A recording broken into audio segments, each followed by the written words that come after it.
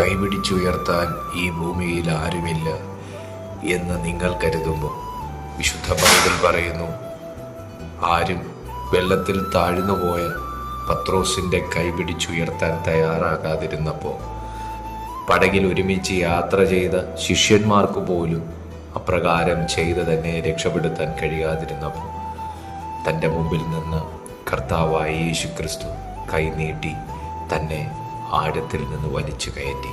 പ്രിയപ്പെട്ട സുഹൃത്തെ, ദൈവം നിന്നെ വിളിച്ച് പടകിൽ നിന്ന് പുറത്തിറക്കിയിട്ടുണ്ടെങ്കിൽ നീ ആഴ്ന്നു പോകുന്ന സമയത്ത്, സഹായിക്കാൻ ആരുമില്ല എന്ന് തോന്നുന്ന സമയത്തും നിന്നോട് ദൈവം പറയും, എൻ്റെ കൈക്ക് പിടിച്ചുകൊള്ളുക. ഇന്നും അതുപോലെ ആഴങ്ങൾക്കകത്തേക്ക് ഞാൻ പോയിക്കൊണ്ടിരിക്കുകയാണ് എന്ന് തോന്നുന്ന, രക്ഷിക്കാൻ ആരുമില്ലെന്ന് തോന്നുന്ന നിങ്ങളോട് ദൈവാത്മാവ് പറയുന്നു, അവൻ്റെ കൈയെ പിടിച്ചുകൊള്ളുക.